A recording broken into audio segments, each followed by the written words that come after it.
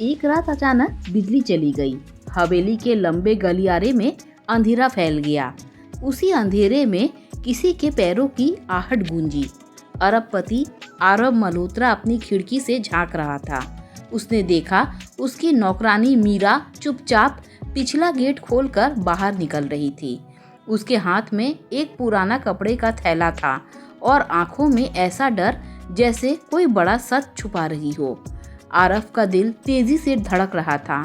आधी रात को वह कहाँ जाती है?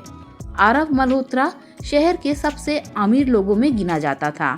ऊंची ऊंची इमारतें, महंगी गाड़ियां और हर सुख सुविधा उसके पास सब कुछ था। पर उस हवेली में सबसे शांत और अनदेखी शख्सियत थी मीरा।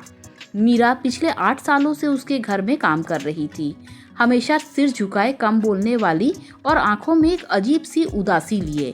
आरव ने कभी ध्यान नहीं दिया क्योंकि अमीरों के पास ध्यान देने के लिए वक्त ही कहाँ होता है। लेकिन पिछले कुछ दिनों से आरव को कुछ अजीब सा लग रहा था। मीरा अक्सर देर रात गायब हो जाती, सुबह तड़के लौटती। उसके हाथों पर कभी कभी खरोंचे होती और आंखों के नीचे गहरे काले घेरे।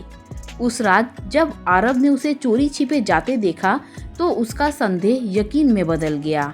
उसने कोट उठाया और बिना किसी को कुछ बताए उसके पीछे चल पड़ा। मीरा तेज कदमों से चली जा रही थी। हवेली के बाहर की चमक दमक पीछे छूट गई और शहर की संकरी गलियां शुरू हो गई। आरव ने पहली बार उस दुनिया को देखा जहां अंधेरा सिर्फ रात में नहीं, जिंदगी में भी भरा होता है। मीरा एक पुराने जर्जर से मकान के सामने रुकी। दीवारें टूटी हुई थी, दरवाजा आधा झुका हुआ था। आरव दूर खड़ा रहा, छुप कर देखता रहा। मीरा ने दरवाजा खोला। अंदर से एक कमजोर सी आवाज आई, मीरा आ गई तू? आरव का दिल कांप गया। कमरे के अंदर एक बूढ़ी औरत चारपाई पर पड़ी थी, शरीर सूखा, सांसें उखड़ी हुई। मीरा ने अपना थैला खोला। उसमें दवाइयाँ, थोड़ा सा खाना और एक कंबल था। आज देर हो गई अम्मा, मीरा ने कांपती आवाज में कहा। काम ज्यादा था लेकिन देखो दवा ले आई हूँ। बूढ़ी औरत ने उसका हाथ पकड़ा। बेटी, तू इतना कष्ट क्यों सहती है? मीरा की आंखों से आंसू टपक पड़े। क्योंकि अगर मैं नहीं सहूंगी तो आप कैसे जिएंगी अम्मा? आरव का सीना भारी हो गया।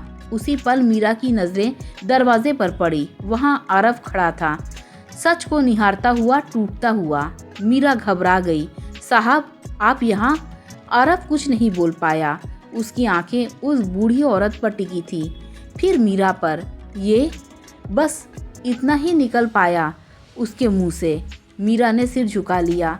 मेरी माँ नहीं है साहब, लेकिन माँ से बढ़कर है। मीरा बैठ गई और बोलने लगी जैसे बरसों का बोझ आज उतर रहा हो। 8 साल पहले मैं एक अनाथ लड़की थी। स्टेशन पर भीख मांगती थी, बीमार थी, भूखी थी और मरने के कगार पर। तभी ये अम्मा मिली। खुद फटी साड़ी में थी पर मुझे खाना खिलाया, मुझे अपने साथ रखा माँ बनकर। मीरा की आवाज़ भर्रा गई। कुछ साल बाद इन्हें लकवा मार गया। कोई अपना नहीं था। मैंने काम ढूंढा और आपके घर आ गई। आरव चुपचाप सुनता रहा। आपके घर की तनख्वाह से ही मैं इन्हें दवा दिलाती हूँ। रात में इन्हें अकेला नहीं छोड़ सकती, इसीलिए चोरी छिपे आती हूँ। अगर काम चला गया तो ये मर जाएगी साहब। आरव की आंखों में आंसू आ गए। उसे याद आया कितनी बार उसने मीरा को डांटा था, कितनी बार उसे सिर्फ नौकरानी समझा था। वह धीरे धीरे उस बूढ़ी औरत के पास गया। उसने मीरा की ओर देखा। आज तक मैंने खुद को बहुत बड़ा आदमी समझा था। उसकी आवाज़ टूट गई। पर असली इंसान तो तुम हो मीरा। अगले दिन हवेली में सब कुछ बदल गया। मीरा की तनख्वाह बढ़ा दी गई। उस बूढ़ी औरत को अच्छे अस्पताल में भर्ती कराया गया।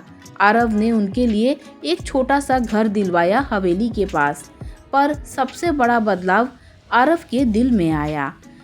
अब वह मीरा को नाम से बुलाता था, सम्मान से बात करता था और हर रात सोने से पहले उस अंधेरी गली को याद करता था जहां उसने अमीरी से ज्यादा इंसानियत देखी थी। कुछ महीनों बाद बूढ़ी औरत चल बसी। मीरा टूट गई। शमशान में वह अकेली बैठी रो रही थी। तभी आरव ने उसके सिर पर हाथ रखा। आज से तुम अकेली नहीं हो। मीरा ने पहली बार सिर उठाकर उसकी ओर देखा। उसकी आंखों में दर्द था और आरव की आंखों में आंसू।